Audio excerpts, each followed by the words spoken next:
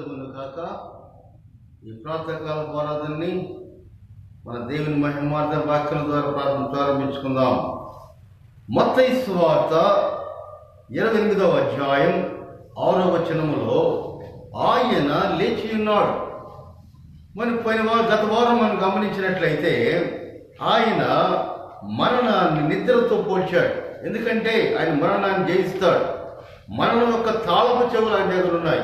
కనుక యేసు ప్రభు యొక్క పునరుద్ధానం మనకెంత ప్రయోజనకరం. యేసయ్య లెక్కాడని పునరుద్ధానం అయ్యాడని మనకు తెలుసు. కనుక ఆయన పునరుద్ధానం మనకి ఎంతవరకు ప్రయోజనకరం. మత్తయి సువార్త 28వ అధ్యాయం 6వ వచనములో ఆయన లేచి ఉన్నాడు. ప్రార్థన చేసుకుందాం. కృపా సత్యవంతుడైన దేవా, యేసునైనా మా తండ్రి, ఉదయవారాధన దీవించిన ఆయన అయ్యా, వాక్యాన్ని బోధిస్తున్నా నన్ను మరుగుపరిచి నీవే మహిమ ఘనత పొందమని ఈ కార్యక్రమం ఆదరించి అంతం వరకు నీవు అధ్యక్షత వహించి ఎటువంటి ఇబ్బంది లేకుండా ఈ యొక్క ఆరాధన దీవించమని యేసు క్రీస్తు పేరట అతి వినముగా వేడుకొనుచున్నాను తండ్రి, ఆమేన్. యేసయ్య ఈ 3వ రోజున పునరుద్ధానమయ్యి 40 రోజులు ఈ భూప్రపంచం మీద ఉన్నాడని, అనేక మందికి ఆయన కనిపించాడని, తర్వాత సమాధిత రాయి తొలగించబడినది స్త్రీలు వెళ్ళి చూచినప్పుడు అక్కడ దేవదూతలు కూర్చొని ఉన్నారని, ఇవన్నీ తెలిసిన తర్వాత యేసయ్య పునరుద్ధరణం అయ్యాడని వాక్యాల ద్వారా మనం తెలుసుకుందాం. అయితే ఈ పునరుద్ధానము మనకెలా ప్రయోజనకరం? మనం గమనించినట్లయితే ఒకప్పుడు పేతురు యొక్క మత నాయకులు భయపడి ఆయన ఎవరో నాకు తెలియదని 3 సార్లు బొంకాడు. ఇప్పుడు ఈ యేసయ్య పునరుద్ధానం అయిన తర్వాత, ఆయన పరలోకానికి ఆరోహణమైన తర్వాత పేతురంత ధైర్యంగా ఉన్నాడో తెలుసా? భయంకరమైనటువంటి పుట్టుకతో కుంటివాడే ఒక వ్యక్తిని పేతురు బాగు చేశాడు. అప్పుడు ఈ మత నాయకులు పేతురుని ఏం ప్రశ్నిస్తున్నాడంటే, నువ్వు ఏ శక్తితో ఇది బాగు చేశావో చెప్పమని ఆయన సంజాయిషి అడిగారు. పేతురు ధైర్యముగా ఇలా సమాధానం చెప్పాడు. ఎంత ధైర్యంగా చెప్పాడంటే, ఆయన అంతముందున్న భయం పోయింది. యేసయ్య పునరుద్ధానమయ్యాడు కనుక సదాకాలం మనతో తోడు ఉన్నాడనే నమ్మకం మీద మత నాయకులను ఎదిరించి ఆయన ఏ సమాధానం చెప్తున్నాడంటే, అపోస్తల కార్యములు 4వ అధ్యాయం 10వ వచనములో, అపోస్తల కార్యములు 4వ అధ్యాయం 10వ వచనములో, మీరు సిలువ వేసినట్టు మృతుల్లో నుండి దేవుడు లేపినట్టు నజరేయుడైన యేసు క్రీస్తు నామమునే వీడు స్వస్థత పొంది మీ ఎదుట నిలిచి ఉన్నాడని ధైర్యంగా చెప్పాడు. ఈ కుంటివాడు ఎలా బాగుపడ్డాడంటే, నజరేయుడైన యేసు యొక్క ఆయన యొక్క పరిశుద్ధాత్మ వల్లనే అతను బాగుపడ్డాడని ధైర్యంగా చెప్పాడు. అంతకుముందు భయపడ్డాడు ఆయన. ఎందుకంటే ఆయన పేతురు పరిశుద్ధాత్మ పూర్ణుడై యేసు యొక్క పునరుద్ధాన్ని గట్టిగా నమ్మాడు కనుక అంత చక్కగా సాక్ష్యం చెప్తూ ఉన్నాడు. అయితే ఈ తొలి క్రైస్తవులు పునరుద్ధానం గురించి అనేక విషయాలు తెలుసుకున్నారు. పాత నిబంధన గ్రంథములో అనేక విషయాలు పునరుద్ధానం గురించి ఈ యొక్క తొలి క్రైస్తవులతో పాటు పేతురు కూడా తెలుసుకున్నాడని మనం గమనించాలి. చనిపోయిన వాళ్ళు మళ్ళీ బ్రతుకుతున్న విషయాన్ని అపోస్తులు కొత్తవేమీ కాదు, కానీ వాళ్ళ పుట్ట ముందు కూడా పునరుద్ధాలు జరిగాయి. మొదటి మన పునరుద్ధానం మనం గమనించినట్లయితే ఏలియా ప్రవక్త ఒక విధవరాలి కుమారుని బ్రతికించాడు. రాజుల మొదటి గ్రంథం 17వ అధ్యాయం 17 నుంచి 24 వచనాలు మనం గమనించినట్లయితే, విధవల ఏకైక కుమారుడు పెద్ద జబ్బుతో ఆ బిడ్డ బాధపడుతున్నప్పుడు ఆ బిడ్డను తీసుకొని పై అంతస్తును తీసుకెళ్లి ఆయన యెహోవా దేవునికి ప్రార్థన చేయగా యెహోవా ఏలియా చేసిన ప్రార్థన ఆలకించి ఆ చిన్నవానికి ప్రాణము మరలా వచ్చినప్పుడు వాడు బ్రతికెను. ఆ యొక్క సంతోషం ఎలా ఉన్నదో మనం గమనిద్దాం. అలాగే రాజుల 2వ గ్రంథం 4వ అధ్యాయం 30 నుంచి 37 మనం గమనించినట్లయితే ఎలీషా ప్రవక్త కూడా ఒక చనిపోయినటువంటి బిడ్డను బతికించాడు.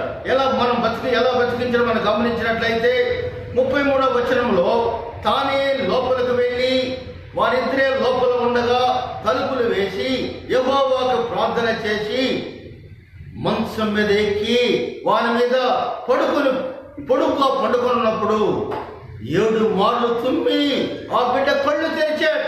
అంతటా ఆ స్త్రీ లోపలికి వెళ్ళి ఆయన కాళ్ళ మీద సాష్టాంగ నమస్కారం చేసి కృతజ్ఞతాస్తుతిగా, అయ్యా ఎంతో సహాయం చేసావని అనక ఎలీషా ప్రవక్తకి తెలియజేస్తారు. కాబట్టి ఏలియా విషయం, ఎలీషా ప్రవక్త విషయం యొక్క శిష్యులు తెలుసు కనుక పునరుద్ధానం అవుతారని ఆ యొక్క శక్తి వాళ్ళకు ఉందని శిష్యులంతా బాగా నమ్మారు. ఒకసారి గమనించినట్లయితే సమాధిలో ఉన్న ఎలీషా యొక్క ఎముకలు తగిలి చనిపోయిన వ్యక్తి బ్రతికాడని కూడా మనకు తెలుసు. అయితే మనం దేవుని వాక్యాన్ని సత్యమని నమ్మినట్టు తొలి క్రైస్తవులు కూడా నమ్మారు. యేసు ప్రభువు కూడా ఈ లోకములో ఉన్నప్పుడు 3 పునరుద్ధాలు చేశాడు. లూకా సువార్త 7వ అధ్యాయం 11-15 గమనించినట్లయితే, నైనా ఒక ఊరిలో విధవరాలి కుమారుడు గౌనెతకు తీసుకొని పోతుండగా ప్రభు ఆపి ఆ పాడిని ముట్టగా ఆ యొక్క బిడ్డ లేచి నిలబడ్డాడని మనం గమనించాలి. ఆయన ఏమన్నాడు తెలుసా? ఆయన చిన్నవాడా లెమ్మని నీతో చెప్పుచున్నానగా ఆ చనిపోయిన వాడు లేచి కూర్చుండి మాట్లాడసాగను. అలాగే 2వ పునరుద్ధానం మనం గమనించినట్లయితే లూకా సువార్త 8వ అధ్యాయం 49-56 మనం గమనించినట్లయితే, ఆ సమాజపు అధికారి తన కుమార్తె చనిపోయింది, కానీ దేవుడు నమ్మకం ఉన్నాడు. దేవుడు ఏమంటున్నాడో తెలుసా? ఆ చిన్నది నిద్రపోతున్నదే కానీ చనిపోలేదని ఏడవద్దని చెబుతూ ఉన్నాడు. 54వ వచనంలో, అయితే ఆయన ఆమె చెయ్యి పట్టుకొని చిన్నదాన లెమ్మని చెప్పగా ఆమె ప్రాణములు తిరిగి వచ్చును. తన స్నేహితుడైన లాజరు చనిపోయి 4 రోజులు అవుతున్నది. మార్తా మరియా చాలా ఏడుస్తూ ఉన్నారు. అక్కడ ఉన్న వారందరూ కూడా ఆ యొక్క లాజరు యొక్క మరణాన్ని గురించి బాధపడుతూ ఉన్నారు. అందరూ ఏడుస్తూ ఉంటే యేసయ్య మనసులో మునిగి కన్నీళ్లు విడిచునని చక్కటి మాట ఉంది. లాజరు బయటికి రానగలే లాజరు కూడా బయటకు వచ్చాడు. యేసయ్య కూడా 3 పునరుద్ధాలు చేశాడు. అయితే యేసు ప్రభు కూడా పునరుద్ధామయ్యాడు. కానీ వాళ్ళందరూ ఆ 3 కూడా భౌతిక శరీరాలతో పునరుద్ధానమై కొంతకాలానికి మళ్ళీ చనిపోయారు. యేసు ప్రభు మాత్రం ఎప్పటికీ నాశనము కానీ ఆత్మ శరీరముతో చనిపోయాడు. ఆత్మ శరీరంతో పునరుద్ధామయ్యాడు. గమనిద్దాం. అపోస్తుల కార్యములు 13వ అధ్యాయం 37వ వచనములో, అపోస్తుల కార్యములు 13వ అధ్యాయం 37వ వచనం మనం గమనించినట్లయితే, దేవుడు లేపినవాడు కుళ్ళు పట్టలేదు. పేతురు రాసిన మొదటి పత్రిక 3వ అధ్యాయం 18-20 వచనాలు చూసినట్లయితే, క్రీస్తు శరీరములో చంపబడి ఆత్మ విషయములో బ్రతికింపబడి పాపముల విషయములో ఒక్కసారి శ్రమపడెను. కాబట్టి ఈ పునరుద్ధానం ఆశ్చర్యకరమే, కానీ యేసయ్య పునరుద్ధానం అత్యంతమైన గొప్ప అద్భుతం. యేసు యొక్క పునరుద్ధానం ఆయన శత్రువులు నమ్ముతున్నట్లుగా ఆయన మరణంతో యేసు యొక్క జీవితం అంతము కాలేదు. ఆయన పునరుద్ధానమయ్యి ఈ భూలోకి అనేక మంది కనిపించాడు. ఆయన 3వ రోజు లెగిచాడు. 40 రోజులు భూప్రపంచంలో భూలోకంలో ఉండి ఆయన ఏం చేస్తున్నాడు తెలుసా? ఎమ్మై అనే ప్రాంతంలో ఒక్కసారే 500 మంది కనిపించాడు. కాబట్టి యేసు యొక్క పునరుద్ధాన్ని మనం ఖచ్చితంగా నమ్మాలి. యేసు పునరుద్ధానం ఆయన అయ్యాడని నమ్మటానికి మనకి ఎలాంటి కారణాలు ఉన్నాయో తెలుసా? ఈ లోకంలో సాతానుడు అందరినీ మృంగేశాడండి. అందరినీ మృంగేశాడు. మతాధిపతులను కూడా మృంగేశాడు ఆయన. యేసు ప్రభు చనిపోయిన తర్వాత ప్రధాన యాజకులందరూ పరిసయ్యులు పిలాతు దగ్గరకు వచ్చి ఏమంటారో తెలుసా?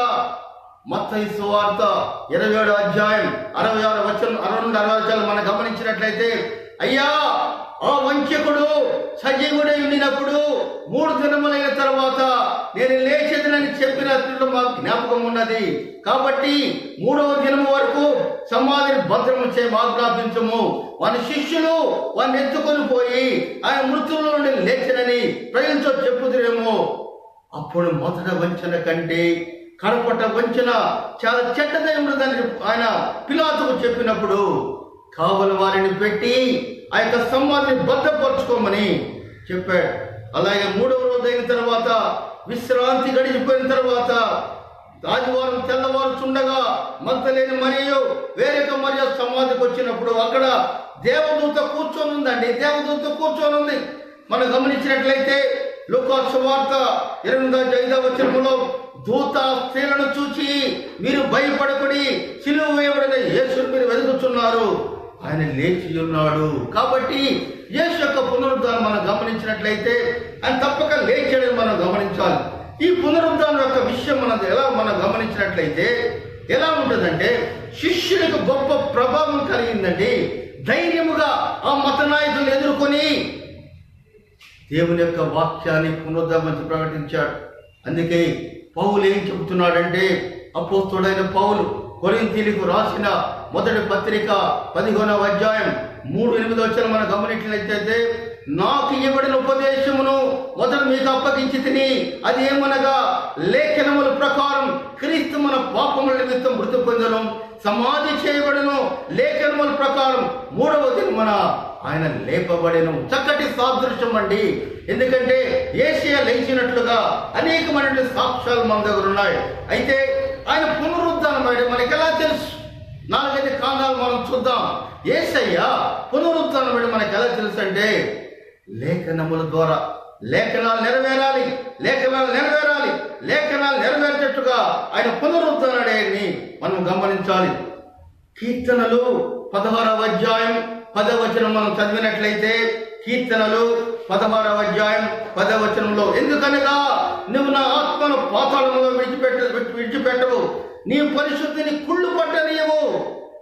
ఆ మాటల్ని యేసుకు అన్వేషిస్తూ పేతురు ఏమంటున్నాడో తెలుసా? మరణము ఆయనను బంధించుట అసాధ్యం కనుక దేవుడు మరణ వేదన తొలగించి ఆయనను లేపెను. చక్కటి సాదృశ్యం. ఇంకా గమనించినట్లయితే 27వ నీవు నీ ఆత్మను పాతాళంలో విడిచిపెట్టవు, నీ పరిశుద్ధిని కుళ్ళు పట్టనీయవు. కాబట్టి లేఖనాల నెరవేర్పు గురించి మనం గమనించినట్లయితే, లేఖనాలు నెరవేర్చడానికి యేసయ్య పునరుద్ధానం అయ్యాడని మనం గమనించాలి. 2వ కారణం మనం చూసినట్లయితే, ఆయన మరణించినప్పుడు ప్రత్యక్ష సాక్షులు చూచారు. ప్రత్యక్ష సాక్షులు ఆ యొక్క స్త్రీలు చూచారు. దేవదూత ఆ యొక్క సమాధి కూర్చుని చూచారు. ఎంఐ అనే ప్రాంతంలో ఒక్కసారి 500 మంది ఆయన చూచారని మనం గమనించాలి. కాబట్టి యేసయ్య అందరికీ కనిపించాడు. అలాగే అందరూ చూచుతుండగా, అపోస్తలుల కార్యం 1:8 అందరూ చూస్తుండగా ఆయన పరలోకమునకు ఆరోహణమాయెను. 3వ కారణం మనం గమనించినట్లయితే, యేసు యొక్క పునరుద్ధానాన్ని శిష్యులు ఉత్సాహంగా ప్రకటించారండి. జరిగిన సంగతిని ఆ యొక్క పునరుద్ధానాన్ని మనం నమ్మకపోతే, అది కానీ జరగకపోతే శిష్యులంతా ఉత్సాహంగా ప్రకటించేవాళ్ళు కాదు. స్టెఫెన్ను కూడా రాళ్ళతో కొట్టు చంపేస్తున్నారు. ఆయన ఏమి నమ్మాడంటే, యేసయ్య పునరుద్ధానమయ్యి దేవుడు కుడి పార్శ్వమున కూర్చున్నాడని నమ్మాడు. కనుక స్టెఫెన్ తన మరణ కాలంలో ఏం చెబుతున్నాడో తెలుసా? అపోస్తలుల కార్యములు 7:56 ఆకాశము తెరవబడియు మనుష్య కుమారుడు దేవుని కుడి పార్శ్వమందు నిలిచినట్టు చూచుచున్నారని చెప్పాను. పట్టణం వెలుపలికి అతను వెళ్ళగొట్టి రాళ్ళతో చంపిరి. ఎందుకు శిష్యులు అంత బలంగా అంత సాక్ష్యాన్ని ఇచ్చారంటే, యేసు ప్రభు పునరుద్ధానమయ్యాడని నమ్మారు. 4వ కారణం మనం చూస్తే, మన క్రైస్తవ సంఘాలకు శిరస్సు యేసయ్య. ఆయన ఇప్పుడు మన దగ్గర ఉన్నాడు, ఆయన మన మాటలు వింటున్నాడు. కాబట్టి యేసయ్య యొక్క విషయం మనం గమనించినట్లయితే, ఆయన పునరుద్ధానం అయి ఉండకపోతే అనేక మంది ఇప్పటికి కూడా ఆయన గుర్తుపెట్టుకునేవాళ్ళు కాదు. ఆయన పునరుద్ధానం అయ్యి మరలా ఈ లోకానికి వచ్చాడు కనుక, ఆయన దేవుని యొక్క యెహోవా యొక్క కుడి పార్శ్వమున కూర్చున్నాడు కనుక ఆయన బ్రతికేడని మనం గమనించాలి. యేసు పునరుద్ధానం వల్ల మనకు ప్రయోజనం కలుగుతుందండి. బలముగా దేవుని యొక్క వాక్యాన్ని మనం ప్రకటిద్దాం. యేసు దేవుడు గొప్ప ఆజ్ఞ ఇచ్చాడు. సదాకాలం మీకు తోడు ఉంటానని పరిశుద్ధాత్మతో అనేక ప్రాంతాలకు వెళ్ళి నా వాక్యాన్ని ప్రకటించమని చెప్పినప్పుడు యేసు యొక్క పునరుద్ధానం మనకు ఎలా మేలు కలుగుద్దంటే, యెషయా గ్రంథం 54:17 నీకు విరోధముగా రూపింపబడిన ఏ ఆయుధము కూడా వర్ధిల్లదు. కాబట్టి అంత ధైర్యముగా యేసు ప్రభు యొక్క పునరుద్ధానం గురించి అందరికీ ధైర్యంగా ప్రకటించాడు. అయితే ఈ పునరుద్ధానం మనకైనా హామీ ఇస్తుందా? ఒక క్రైస్తవుడుగా యేసయ్య పునరుద్ధరణం అయ్యాడు కనుక నీకేమైనా హామీ ఇస్తుందని మనం గమనించినట్లయితే, అనేక సార్లు దేవుని కొరకు శిక్షించబడి రాజుల చేత కొట్టబడిన అపోస్తుడైన పౌలు ఏమన్నాడో తెలుసా? అపోస్తుడైన పౌలు కొరింథీయులకు రాసిన మొదటి పత్రిక 15వ అధ్యాయం 14వ వచనంలో, మరియు క్రీస్తు లేపబడి ఉండేలా మేము చేయన ప్రకటన వ్యర్థమే, మా యొక్క విశ్వాసం కూడా వ్యర్థమే. అంత గట్టిగా వాళ్ళు ప్రకటించారు. 20వ వచనములో, ఇప్పుడైతే నిద్రించిన వారిలో ప్రథమ ఫలము క్రీస్తు మృతుల్లో నుండి ఆయన లేపబడి ఉన్నాడు. చక్కటి మాట. ఆయన మనకేం హామీ ఇస్తున్నాడో తెలుసా? మీరు నన్ను నమ్మండి, నేను దేవుని యొక్క రాజ్యాన్ని ప్రకటించడానికి వచ్చాడు. నేను పరదేశంలో శాంతికరమైన సమాధానకరమైన రాజ్యాన్ని స్థాపిస్తాను. అక్కడ ఏమంటాడు తెలుసా? గురువారం నాడు నేను మరలా నా రాజ్యం స్థాపించే వరకు ఈ రొట్టె ద్రాక్షారసాన్ని కొత్తగా నేను ముట్టనని ఆయన ప్రమాణం చేస్తున్నాడు. ఆయన శిష్యులకు తెలియజేస్తున్నాడు. ఇంకో హామీ మనకి ఏమి ఇచ్చాడు తెలుసా? యోహాను సువార్త 11వ అధ్యాయం 25వ వచనంలో చక్కటి హామీ మనకి. మన జీవితం ఎందుకు మన క్రైస్తవులుగా ఉండాలి, ఎందుకు దేవుని యొక్క పునరుద్ధరణ మనం నమ్మాలంటే చక్కటి హామీ ఆయన ఏమిస్తున్నాడంటే, యోహాను సువార్త 11వ అధ్యాయం 25వ వచనం చూసినట్లయితే, పునరుద్ధానమును జీవమును నేనే, నా యందు విశ్వాసం ఉంచువాడు చనిపోయినను బ్రతుకును. యేసు ప్రభు చెప్పిన ప్రతి మాట కూడా నెరవేర్తారు. బైబిల్లో యేసయ్య చెప్పిన అనేక ప్రవచనాలు నెరవేరాయి. అని చెప్పిన ఏ మాట కూడా పొల్లిపోకుండా అన్ని నెరవేరాయి కనుక మనకు కూడా యేసయ్య ఒక హామీ ఇస్తున్నాడు. ఏమి ఇస్తున్నాడో తెలుసా? అపోస్తలుడైన పౌలు ఏం చెబుతున్నాడో గమనించినట్లయితే, తాను నియమించిన మనుషుని చేత నీతిని అనుసరించి భూలోకమునకు తీర్పు తీర్చబోయే ఒక దినము నిర్ణయించున్నాడు. మృతుల్లో నుండి ఆయన లేపినందున దీన్ని నమ్ముటకు అందరికీ ఆధారము కలుగు చేసి ఉన్నాడు. ఈ మాటలు మన హృదయాలకు అన్వేషించుకుందాం. ఆయన న్యాయాధిపతి, ఆయన తీర్పు తీర్చే దేవుడు. కాబట్టి మనం ఎలా ఉండాలో గమనించినట్లయితే మనం ఏమి చేయాలో తెలుసా? దేవుని యొక్క చిత్తాన్ని చేయాలి. పాపం మన సంప్రాప్తమైనది. పరిపూర్ణుడైన ఆదాము మనకు పాపాన్ని తీసుకొస్తే, అపరిపూర్ణుడ హానోకు కుటుంబ వ్యవస్థను తీసుకొచ్చాడు. కానీ పాపాన్ని రద్దు చేయడానికి యేసయ్య ఒక్కడికి మాత్రమే అధికారం ఉంది. అపోస్తలుడైన పౌలు రోమీయులకు రాసిన పత్రిక 6వ అధ్యాయం 27వ వచనములో, ఏలయనగా పాపములో జీతం మరణం, అయితే దేవుని కృపావరం మన ప్రభువైన క్రీస్తు యేసునందు నిత్య జీవం అని గమనిద్దాం. చివరిగా మనం చూసినట్లయితే కొన్ని విషయాలు చూసి మనం ముగిద్దాం. యేసు ప్రభు పునరుద్ధరణ కాకపోతే ఎలా ఉండవడమో తెలుసా? పౌలు చక్కటి ఉదాహరణ ఇక్కడ ఇస్తున్నాడండి. చక్కటి ఉదాహరణ. అపోస్తల కార్యములు అపోస్తలుడైన పౌలు కొరింథీయులకు రాసిన మొదటి పత్రిక 15వ అధ్యాయం 32వ వచనములో, మృతులు లేపబడినలా రేపు చనిపోతాం కనుక అందరము త్రాగుమనేవాళ్ళం. కాబట్టి మన ఇష్టానుసారంగా జీవించేవాళ్ళం. యేసు పునరుద్ధానం కాకపోయినట్లయితే మన జీవితానికి ఇంతటితో అంతమవుతుంది కనుక పునరుద్ధానం లేదని తెలుసుకున్న మనం ఇష్టానుసారంగా జీవించేవాళ్ళం. అయితే యేసు పునరుద్ధానం అవటం వల్ల ఆయన ఇచ్చే వాగ్దానం నెరవేర్చే దేవుడు కనుక మనము ఆయన యొక్క వాగ్దానాన్ని నమ్మాలి. యేసయ్య ఒక ప్రత్యేకమైనటువంటి పాత్ర కోసం ఈ లోకానికి వచ్చాడు. ఆదికాండం 3వ అధ్యాయం 15వ వచనం మనం గమనించినట్లయితే, ఆదికాండం 3వ అధ్యాయం 15వ వచనములో, మరియు నీకును స్త్రీకిని నీ సంతానమునకును ఆమె సంతానమునకును వైరము కలుగు చేసేదను, అది నీ తల మీద కొట్టును, దాన్ని మడ మీద కొట్టెదవు. అంటే యేసయ్య మడ మీద మరణాన్ని జయించాడండి. ఆయన పరిచర్య మొదట్లో సాతాన్ని విజయం సాధించాడు. చివరిలో సాతాన్ని అంధకార శక్తులు బలించి ఆయన మరణాన్ని మృంగేశాడు. ఆయన మరణం యొక్క ముళ్ళు ఆయన ఆధీనంలో ఉందని మనం గమనించాలి.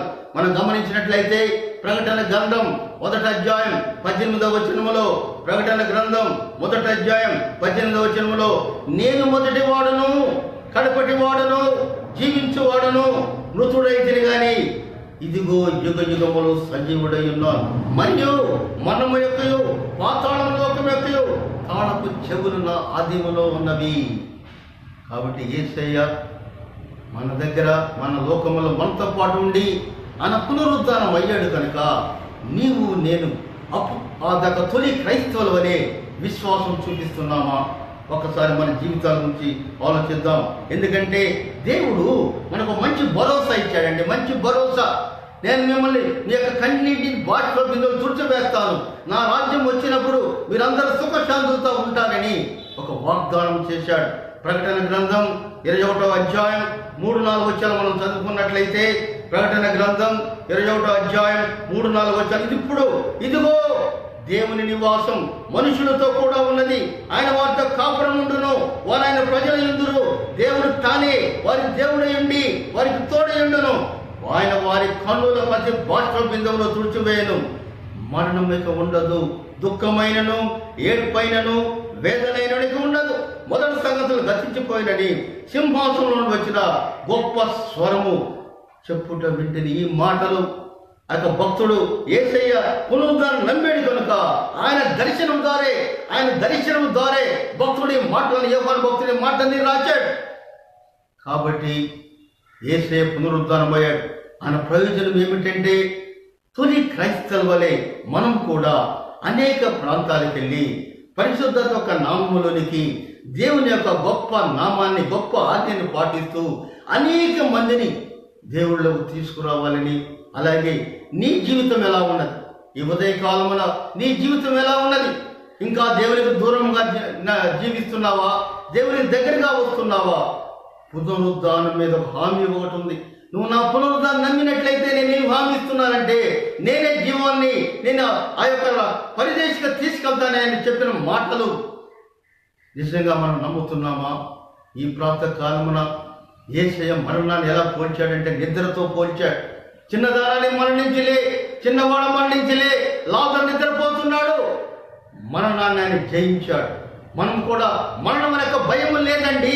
యేసయ్య ఆ యొక్క శిలువ మీద భయంకరమైన శిక్ష అనుభవించి, అనేక కష్టాలు అనుభవించి, ఆయన ముఖం చూస్తే ఆయన ముఖంలో మరణం యొక్క వేదన లేదు, మరణం యొక్క భయం లేదు. ఎందుకంటే మరణాన్ని ఆయన జయించాడు. మనము కూడా ఈ ఉదయ కాలమున యేసు యొక్క మరణాన్ని మనం గమనించి ఆయన యొక్క రాజ్యములో మనం చేరాలంటే ఆ పునరుద్ధానం నమ్మాలి. అనేక మంది ఈ లోకాన్ని విడిచి వెళ్ళారు, వారి కుటుంబాలు ఆదరించబడాలని. అలాగే తండ్రి మేమైతే వాళ్ళని శాంతిపరచలేము, ఆదరణ చేయలేము, కానీ నువ్వే ఆదరించమని తండ్రి పునరుద్ధాన నిరీక్షణై ఆ కుటుంబం అంతా కూడా నీ మీద నమ్మకం ఉంచి తన పోగొట్టుకున్న తండ్రిని తల్లిని చూడాలంటే పునరుద్ధాన నిరీక్షణ కలిగి ఉండాలని, తొలి క్రైస్తవుల ధైర్యంగా ప్రకటించాలని, పునరుద్ధాన నిరీక్షణను మేము గట్టిగా నమ్మి నీ మాట్లాడ విశ్వాసంతో ఉండాలని యేసుక్రీస్తు పేరట ఈ వాక్యాన్ని చెప్పి నేను ముగిస్తున్నాను. ప్రార్థన చేసుకుందాం. ప్రేమ గల మా తండ్రి నాయనా, అయ్యా దేవా, పునరుద్ధాన నిరీక్షణ కలిగి ఉన్నాము తండ్రి. మేమందరం నాయనా ఈ ఉదయకాలం తండ్రి ఇంతవరకు మేము సజీవులుగా ఉన్నందుకు అది మీ యొక్క దయే తండ్రి, మీ యొక్క ప్రేమే తండ్రి.